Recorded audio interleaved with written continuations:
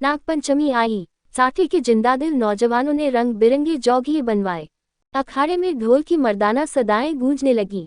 आसपास के पहलवान इकट्ठे हुए और अखाड़े पर तंबोलियों ने अपनी दुकानें सजाई, क्योंकि आज कुश्ती और दोस्ताना मुकाबले का दिन है।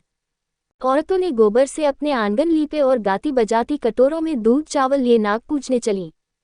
साठे और पाठे दो लगे हुए मौज थे, दोनों गंगा के किनारे। खेती में ज्यादा मशक्कत नहीं करनी पड़ती थी, इसीलिए आपस में फौजदारियां खूब होती थी। आदिकाल से उनके बीच होड़ चली आती थी। साठे वालों को यह घमंड था कि उन्होंने पाठे वालों को कभी सिर न उठाने दिया। उसी तरह पाठे वाले अपने प्रतिद्वंद्वियों को नीचा दिखलाना ही जिंदगी का सबसे बड़ा काम समझते थे। उनका इतिहास विजयों की कहानियों से भरा हुआ था। पाठे के चरवाहे ये गीत गाते हुए चलते थे, साठे वाले काये सगरे पाठे वाले हैं सरदार, और साठे के धोबी गाते, साठे वाले 60 हाथ के जिनके हाथ सदा तलवार। उन लोगन के जन्म नसाए जिन पाठे मान लीन अवतार। तरज आपसी होड़ का ये जोश बच्चों में माँ दूध के साथ दाखिल होता था, और उसके प्रदर्शन का सबसे अच्छा और ऐतिहासिक मौका यही नागपंचमी का दिन था। इस दिन के लिए साल भर तैयारियां होती रहती थीं। आज उनमें माके की कुश्ती होने वाली थी। साठे को गोपाल पर नाज था, पाठे को बलदेव का गर्रा। दोनों सूरमा अपने अपने फरीक की दुआएं और आरजुएं लिए हुए अखाड़े में उतरे। तमाशाइयों पर चुंबक का सा असर हुआ। मौजे के चौकीदारों ने लठ और डंडों का ये जमघट देखा, और मर्दों की अंगारे की तरह लाल आंखें तो पिछले अनुभव के आधार पर बेपता हो गए। इधर अखाड़े में दो पेंच होते रहे। बलदेव उलझता था, गोपाल पैतरे बदलता था। उसे अपनी ताकत का जोम था, इसे अपने कर्तव्य का भरोसा।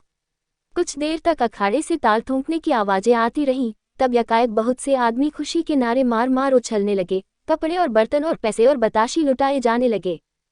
किसी ने अपना पुराना साफा फेंका, किसी ने अपनी बोसीदा टोपी हवा में उड़ा दी। साठे के मनचले जवान अखाड़े में पिल पड़े और गोपाल को गोद में उठा लाए। बलदेव और उसके साथियों ने गोपाल को लहू की आंखों से देखा और दौड़ पीसकर रह गए। 10 बजे रात का वक्त और सावन का महीना। आसमान पर काली घटाएं छाई थीं। अंधेरे का ये हाल था कि जैसे रोशनी का अस्तित्व ही नहीं रहा। कभी कभी बिजली चमकती थी, मगर अंधेरे को और ज्यादा अंधेरा करने के लिए। मेंढकों की आवाजें जिंदगी का पता देती थी, वना और चारों तरफ मौत थी। खामोश, डरावने और गंभीर साठे के झोंपड़े और मकान इस अंधेरे में बहुत गौर से देखने पर काली काली भीड़ों की तरह नजर आते थे।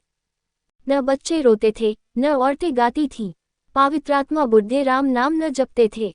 मगर आबादी से बहुत दूर कई पुरुषों नालों और ढाक के जंगलों से गुजरकर ज्वार और बाजरे के खेत थे, और उनकी मेंढों पर साठे के किसान जगह जगह मरैया डाले खेतों की रखवाली कर रहे थे। तले जमीन, ऊपर अंधेरा, मीलों तक सन्नाटा छाया हुआ। कहीं जंगली सुअरों के गोल, कहीं नील गायों के रेवड़। चिलम के सिवा कोई साथी नहीं, आग के सिवा कोई मददगार नहीं। जरा खट्टा हुआ और चौंके पड़े। अंधेरा भय का दूसरा नाम है। जब मिट्टी का एक ढेर, एक ठूंठा पेड़ और घास का ढेर भी जानदार चीजें बन जाती हैं, अंधेरा उनमें जान अड़ाल देता है। लेकिन यह मजबूत हाथों वाले, मजबूत जिगर वाले, मजबूत इरादे वाले किसान है कि ये सब सख्तियों झेलते हैं, ताकि अपने ज्यादा भाग्यशाली भाइयों के लिए भोग विलास के सामान तैयार करें। इन्हीं रखवालों में आज का हीरो, साठे का गौरव गोपाल भी है, जो अपनी मरैया में बैठा हुआ है और नींद को भगाने के लिए धीमे सुरों में ये गीत गा रहा है। मैं तो तुसे नैना लगाया पछताए रे। अचाकन उसे किसी के पौ की आहट मालूम हुई। जैसे हिरन कुत्तों की आवाजों को कान लगाकर सुनता है, उसी तरह गोपाल ने भी कान लगाकर सुना। नींद की औंधाई दूर हो गई। लट कंधे पर रखा और मरैया से बाहर निकल आया। चारों तरफ कालिमा छाई हुई थी और हल्की हल्की बूंदें पड़ रही थीं। वह बाहर निकला ही था कि उसके सर पर लाठी का भरपूर हाथ पड़ा। वो त्योरा कर गिरा और रात भर वहीं बेसुध पड़ा रहा।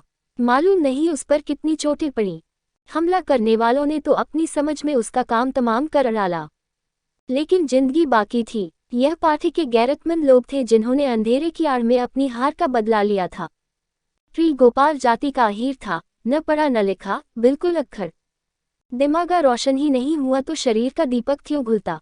पूरे 6 फुट का कद, गठा हुआ बदन, ललकान कर गाता तो सुनने वाले मील भर पर बैठे हुए उसकी तानों का मजा लेते।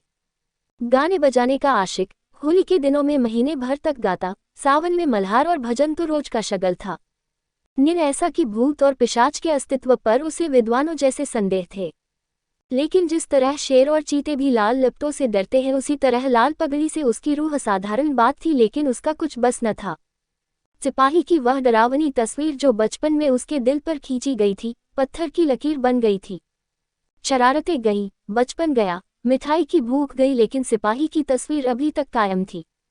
आज उसके दरवाजे पर लाल पगड़ी वालों की एक फौज जमा थी, लेकिन गोपाल जख्मों से चूर, दर्द से बेचैन होने पर भी अपने मकान के अंधेरे कोने में छिपा हुआ बैठा था।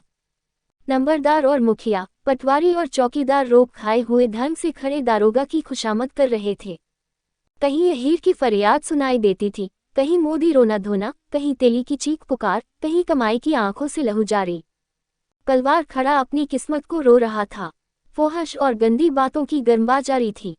दारोगा जी निहायत कारगुजार अफसर थे, गालियों में बात करते थे। सुबह को चारपाई से उठते ही गालियों का वजीफा पढ़ते थे। मेहतर ने आकर फरियाद की, हुजूर, अंडे नहीं है। दारोगा जी हंटर लेकर दौड़े और उस गरीब का भुरकूस निकाल दिया। सारे गांव में हलचल पड़ी हुई थी। कांस्टेबल और चौकीदार रास्तों पर यूं अकड़ते चलते थे गोया अपनी ससुराल में आए हैं। जब गांव के सारे आदमी आ गए तो वारदात हुई और इस कमबख्त गोलाल ने रपट तक न की। मुखिया साहब बेत की तरह कौपते हुए बोले, हुजूर, अब माफी दी जाए। दारोगा जी ने गाजबनाक निगाहों से उसकी तरफ देखकर कहा, यह इसकी शरारत है। दुनिया जानती है कि जुर्म को छुपाना जुर्म करने के बराबर है। मैं इस बदकाश को इसका मजा चखा दूंगा। वह अपनी ताकत के जोम में भूला हुआ है, और कोई बात नहीं। लातों के भूत बातों से नहीं मानते। मुखिया साहब ने सिर झुकाकर कहा, हुजूर, अब माफी दी जाए। दारोगा जी की त्योरियां चढ़ गई और झुंझलाकर बोले, अरे हजूर के बच्चे, कुछ सठिया तो नहीं गया है? अगर इसी तरह माफी देनी होती तो मुझे क्या कुत्ते ने काटा था कि यहाँ तक दौड़ा आता। न कोई मामला, न ममाले की बात, बस माफी की रट लगा रखी है। मुझे ज्यादा फुर्सत नहीं है, नमाज पढ़ता हूँ। तब तक तुम अपना सलाह मशवरा कर लो और मुझे हंसी खुशी रुखसत करो, वरना गौसखा को जानते हो, उसका मारा पानी भी नहीं मौनता। दारोगा तकवे व तहारत के बड़े पाबंद थे। पांचों वक्त की नमाज पढ़ते और 30 रोजे रखते। ईदों में धूमधाम से कुर्बानियां होती। इससे अच्छा आचरण किसी आदमी में और क्या हो सकता है। चार मुखिया साहब दबे पांव गुपचुप ढंग से गौरा के पास और बोले, ये दारोगा बड़ा काफिर है, 50 से नीचे तो बात ही नहीं करता, अव्वल दर्जे का थानेदार है। मैंने बहुत कहा, हुजूर, गरीब आदमी है, घर में कुछ सुविधा नहीं, मगर वह एक नहीं सुनता। गौरा ने घूंघट में मुंह छिपाकर कहा, दादा, उनकी जान बच जाए, कोई तरह की आंच न आने पाए। रुपए पैसे की कौन बात है, इसी दिन के लिए तो कमाया जाता है। गोपाल खाट पर पड़ा सब बातें सुन रहा था। अब उससे न रहा गया। लकड़ी गौठ ही पर टूटती है। जो गुनाह किया नहीं गया वह दबता है, मगर कुचला नहीं जा सकता। वह जोश से उठ बैठा और बोला, 50 रुपये की कौन कहे, मैं 50 कौड़ियां भी न दूंगा। कोई गदर है, मैंने कसूर क्या किया है? मुखिया का चेहरा फक हो गया। बड़प्पन के स्वर में बोले, धीरे बोलो, कहीं सुन ले तो गजब हो जाए। लेकिन गोपाल बिफरा हुआ था, अकड़ कर बोला, मैं एक कौड़ी भी न दूंगा। देखी कौन मेरे फांसी लगा देता है। गौरा ने बहलाने के स्वर में कहा, अच्छा, जब मैं तुमसे रुपए मांगूं तो मत देना। ये कहकर गौरा ने, जो इस वक्त लोरी के बजाय रानी बनी हुई थी, छप्पर के एक कोने में से रुपयों की एक पोटली निकाली और मुखिया के हाथ में रख दी। गोपाल दौड़ पीस कर उठा, लेकिन मुखिया साहब फौरन से पहले सरक गए। दारोगा जी ने गोपाल की बातें सुन ली थी और दुआ कर रहे थे कि खुदा, इस मरदूद के दिल को पलट। इतने में मुखिया ने बाहर आकर 25 रुपए की पोटली दिखाई। 25 रास्ते ही में गायब हो गए थे। दारोगा जी ने खुदा का शुक्र किया। दुआ सुनी गई। रुपया जेब में रखा और रसद पहुंचाने वालों की भीड़ को रोते और बिलबिलाते छोड़कर हवा हो गए। मोदी का गला घुंट गया। कसाई के गले पर छुरी फिर गई। तेली पिस गया। मुखिया साहब ने गोपाल की गर्दन पर एहसान रखा, गोया रसद के दाम गिरह से दिए। गाँव में सुरखरू हो गया, प्रतिष्ठा बढ़ गई। इधर गोपाल ने गौरा की खूब खबर ली।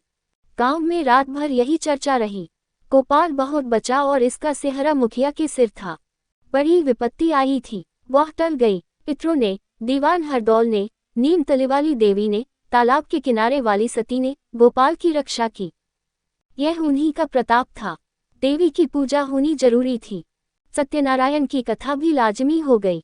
फिर सुबह हुई, लेकिन गोपाल के दरवाजे पर आज लाल पगड़ियों के बजाय लाल साड़ियों का जमघट था। गौरा आज देवी की पूजा करने जाती थी और गाँव की औरतें उसका साथ देने आई थीं। उसका घर सोंधी सोंधी मिट्टी की खुशबू से महक रहा था, जो खस और गुलाब से कम मोहक न थी। औरतें सुहाने गीत गा रही थीं। बच्चे खुश हो होकर दौड़ते थे। देवी के चबूतरे पर उसने मिट्टी का हाथी चढ़ाया, सती की मौन में सेंदूर डाला, दीवान साहब को बताशी और हलवा खिलाया। हनुमान जी को लड्डू से ज्यादा प्रेम है, उन्हें लड्डू चढ़ाए तब गाती बजाती घर को आई और सत्यनारायण की कथा की तैयारियां होने लगी। मालिन फूल के हार, केले की शाखें और बंधनवारे लाईं। कुम्हार नए नए दिए और हौडियां दे गया। बारी हरे ढाक के पत्तल और दोने रख गया। कहार ने आकर मटकों में पानी भरा। बढ़ई ने आकर गोपाल और गौरा के लिए 2 नई नई पीढ़ियां बनाई। नाइन ने आंगन लीपा और चौक बनाई। दरवाजे पर बंधनवारें बंध गईं।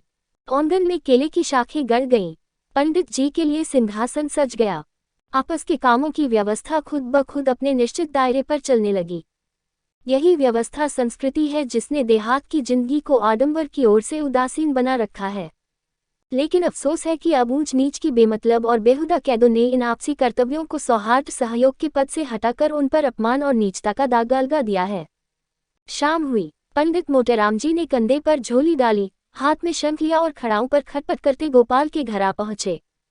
आंगन में टाट बिछा हुआ था। कोह के प्रतिष्ठित लोग कथा सुनने के लिए आ बैठे।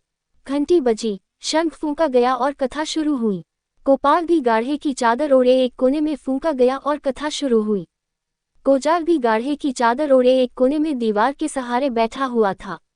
मुखिया, नंबरदार और पटवारी ने मारे हमदर्दी के उससे कहा, सत्यनारायण का महिमा थी कि तुम पर कोई ओंच न आई। गोपाल ने अंगड़ाई लेकर कहा, सत्यनारायण की महिमा नहीं, यह अंधेर है। जमाना जुलाई 1913।